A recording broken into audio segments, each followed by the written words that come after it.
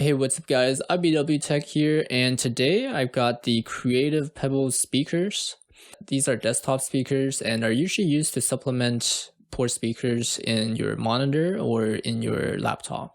They go on the two sides of your workstation and it's going to boost your listening experience. So let's first get into the unboxing. I got the speakers with me here.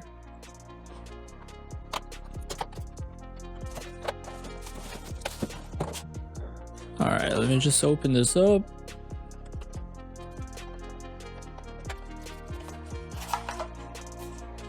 It's all the paperwork. We don't need that. It comes in some bubble wrap.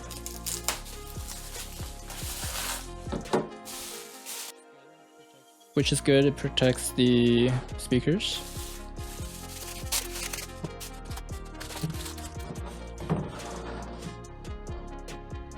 Yeah, there's a lot of wires to this. I can see already being pretty messy.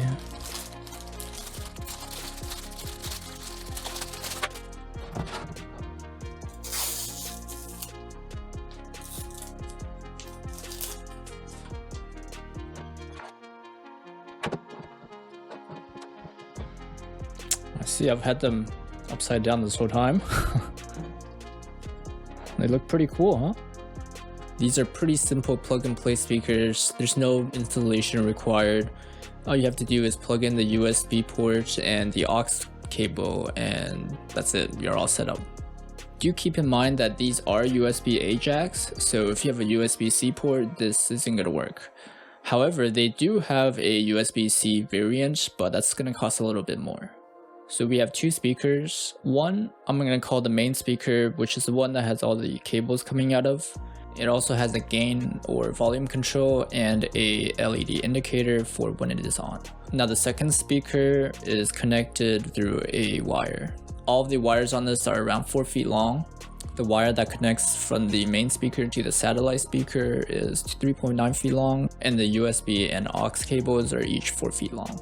These speakers come in at only 4.5 inches wide, so you're not really going to have problem fitting them into your workstation. And now let me get into the actual speaker aspects of these speakers. When you first look at the packaging or the store listing, you're hit with big words like far field drivers or passive radiators. And you're like, what the heck?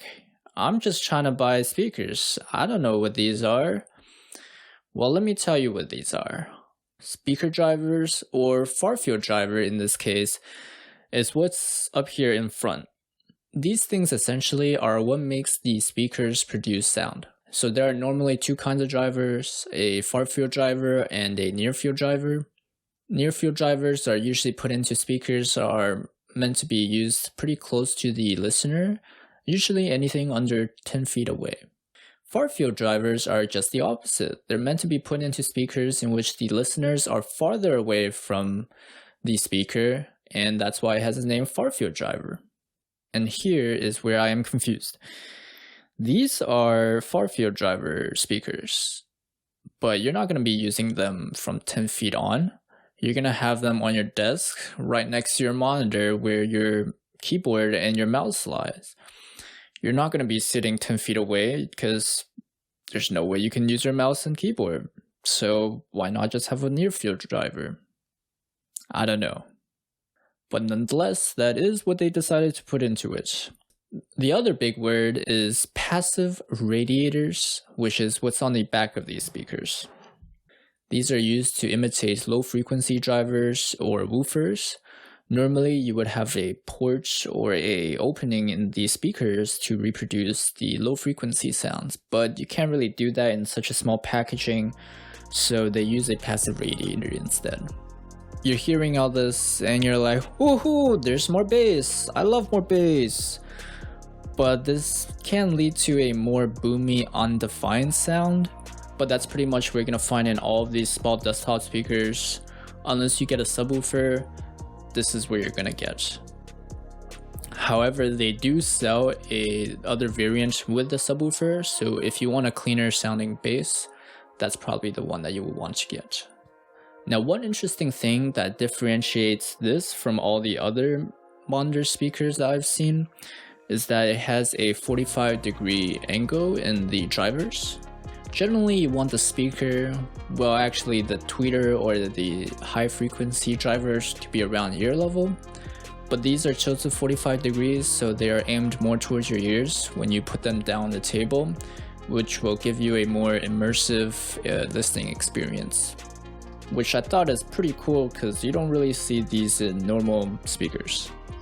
Now for some quick specifications on these speakers. These have a frequency response between 100 Hz and 17 kHz, which is nothing impressive. If you want lower end sound, you're gonna have to get a subwoofer, and on the higher end, it can't really produce that either. These have a RMS or continuous power output of 4.4 watts, which is about what you can expect from these small desktop speakers. Well, maybe a little bit on the lower side.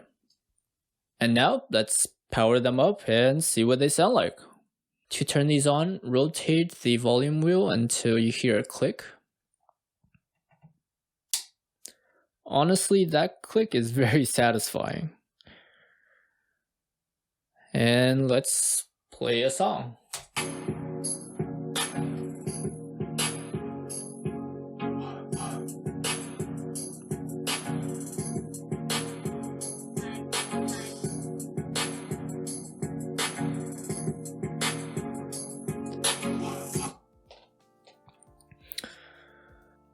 Yeah, the bass on these are definitely pretty boomy. As far as the sound quality goes, they're not the best. They are about what you can expect from something of this price range. Now, what did surprise me is how loud these can get. You probably only need up to about 40% of the maximum volume in your normal usage when you put them right in front of your desk. Now, if you want to use them in the maximum power settings, you probably have to take them into a park or your backyard because these definitely get really loud. Now, speakers generally will produce poorer sound quality as you crank up the volume higher and higher, and that's true for pretty much every single speaker. Those are especially true on cheaper speakers, where the sound quality will deteriorate rapidly. These, however, when I tested them at 70%, still sounded pretty good. I would test these at 100%, but it's 2 AM right now and I don't want to wake everybody up. So in conclusion, these are pretty good speakers for its price. I would definitely recommend them, and not just for use as monitor speakers, but also if you want to use them outside, because they get pretty loud. However, you might have a problem finding a USB port, so I don't really know about that. And that's all I've got for you guys today. Like if you liked the video, subscribe if you want to see more future content, and if there's something else you want me to review, do leave a comment in the comment section. I'll see you guys next time.